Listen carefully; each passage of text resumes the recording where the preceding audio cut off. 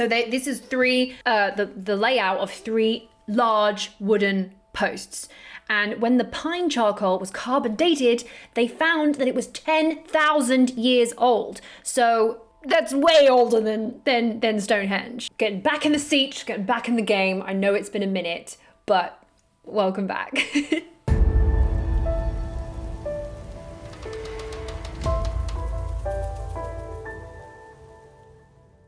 Hi guys, welcome back to my channel. I am Johanna. I have been a little bit missing in action for the past couple of weeks, and I wanted to explain why, because you deserve that. Not only do I make history content on YouTube, but I'm also an actor, and occasionally I actually get an acting job, and I recently got one, so I had to take a couple of weeks out to go and film that. That's all done, wrapped up. I've also been, can I say? I don't know if I can say.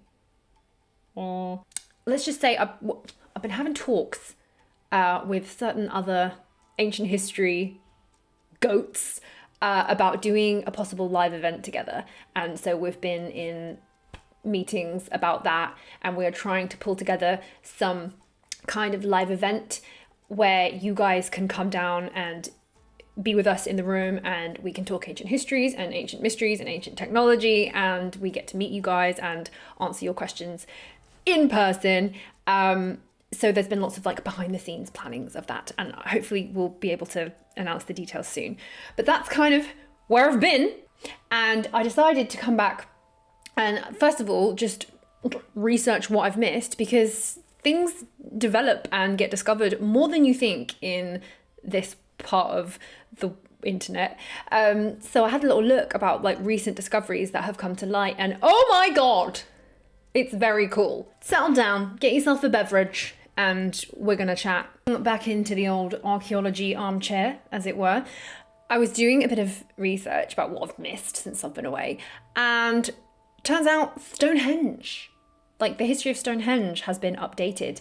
They have recently discovered that Stonehenge, way before, thousands of years before Stonehenge was built, the whole area was not a deep, dense forest like previously thought. They've done some research and scans or whatnot, and they've discovered that it was, in fact, open meadows and like open woodland, which had loads of animals and hunter-gatherers and grazing animals. I think it's like that. So around 5,500 BC, this is being dated to. Yeah, the hunter-gatherers were there, and then the farmers and the monument builders, as they say, arrived and started to erect Stonehenge. First out of wood, and then eventually out of stone. If you don't realise, Stonehenge was made in various layers. That's not the right word. Stages, there we go. Stonehenge was made in various stages. First it was a wooden henge like many others, and then it changed to stone, and then it changed to bigger stone, and then they like reordered the order of it all. But the area was really significant thousands of years before the Stonehenge was actually there. Ooh, yeah. They were also able to analyze some prehistoric poop, which that is a gross job if that's your job in the lab that day. But they found, I think it was 19 specimens of poop.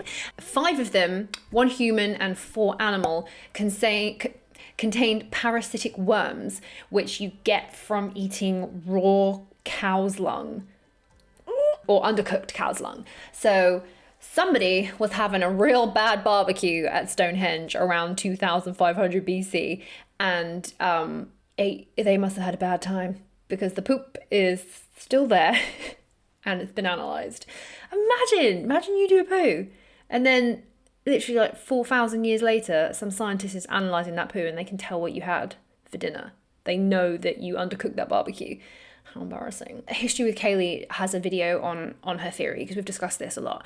But the theory that, well, everything's probably a lot older than we think it is, and there's a lot of stuff that's being remade, as in Stonehenge was remade multiple times, but the area where that was significant for a reason for thousands of years, and that there was probably more wooden monuments before the stone ones, or there could have been stone ones that have been, fallen down and moved. Who knows? But the area was specific. Like, the ancient people knew that area was special, and they gravitated to it, and they were there for a long time. Then, this is not new information, but it's new information to me.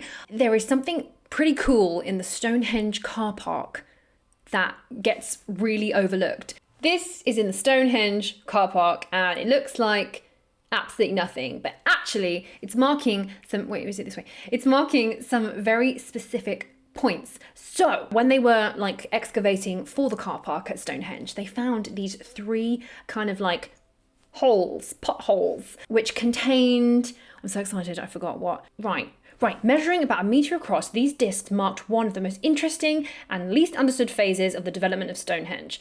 During the excavations for the building of the car park, 3 pits were discovered which contained pieces of bone and fragments of charcoal. The pits had evidently held large wooden posts. So this is the layout of 3 large wooden posts. And when the pine charcoal was carbon dated, they found that it was 10,000 years old. So that's way older than Stonehenge. I just found that really exciting, and like, why is more people not talking about this? That there was like posts, erected wooden posts in this area at this time. What for? Why? For whom? For when? For where? Like, so many questions are coming up, and it's really exciting. And now they previously thought that this would be like a dense wooded area. It wasn't. It was an open meadows and grasslands and like a really nice environment. There were obviously people there erecting stuff for thousands of years. Before they erected the stone versions, there were these wooden ones. And again, it's one of those annoying discoveries where way more questions come up than actual answers. But I thought that it was really cool to know. Did you know about this? Did you know? Because everyone focuses on the stone bits. They're not looking in the car park.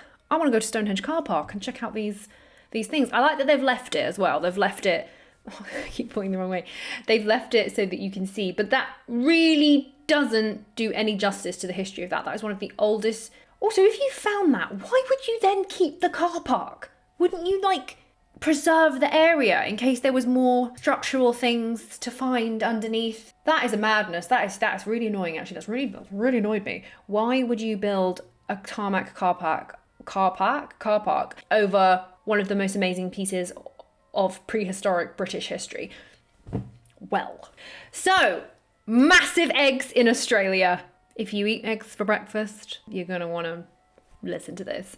So proteins that were extracted from prehistoric eggshells that were found in Australia confirm that some of the earliest humans in the area were eating these massive eggs from a 2-meter prehistoric bird called the Genyornis. It disappeared into extinction over 47,000 years ago. And they kind of think that humans had a lot to do with that because, well, basically they were eating all their eggs. And if you eat the eggs, then no babies can be born in it. So, yeah, we messed that up. The Genyornis, which I'm going to nickname the Chickasaur because it's basically a massive chicken dinosaur thing. They say that chickens are the closest thing related to dinosaurs. Well, this is the thing that's missing in the middle. It is a Chickasaur. Let me show you a picture of the Chickasaur. Obviously, this is a reconstruction of a Chickasaur. What a chunky beast that is.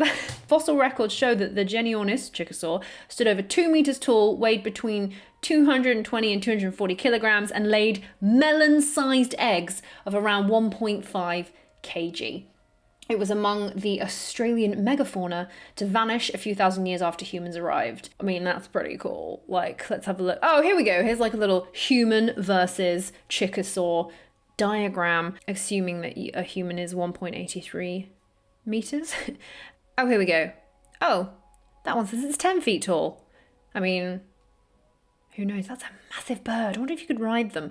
And the closest thing we have to, as a little example, this is an emu, and this is a Chickasaur. I'm sticking with the name, guys. I think that's really cool. Aren't emus supposed to be? No, is it an emu or is that an ostrich? I think that's an emu. Oh, I don't know. I don't know any birds, do I? Anyway, I thought that was really fascinating. Humans, 47,000 years ago, were having big old protein breakfasts. Imagine stealing an egg that's like the size of a melon. It reminded me of, Flintstones. It reminds me of the Flintstones when they cook the massive eggs in the morning.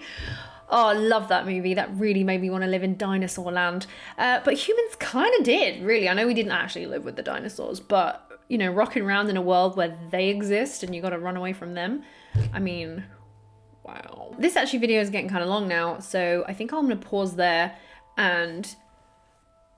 Yes. Point is, I'm back. I'm going to get back into the swing of things. Thank you for watching if you made it to the end. And if you haven't subscribed already, I promise I do a lot more in-depth videos normally, but I'm warming up, okay, guys? Give me a little break. Also, getting really close to my travels. I'm going back to Egypt in September with Annie XT and History with Kaylee, and we are going to have an epic time. You're going to come with me, of course, because I'm going to be filming absolutely everything and making a ton of content for you. And I'm also going to Peru to hang out with Brian Forrester. So be doing that real soon as well. So guys, we're gonna see a lot of stuff very soon, and it's gonna be great. So stick with me. Right, love you and leave you. I will see you guys hopefully next week, and happy hunting. Still got the label on. Oh God, I'm a mess. Finish.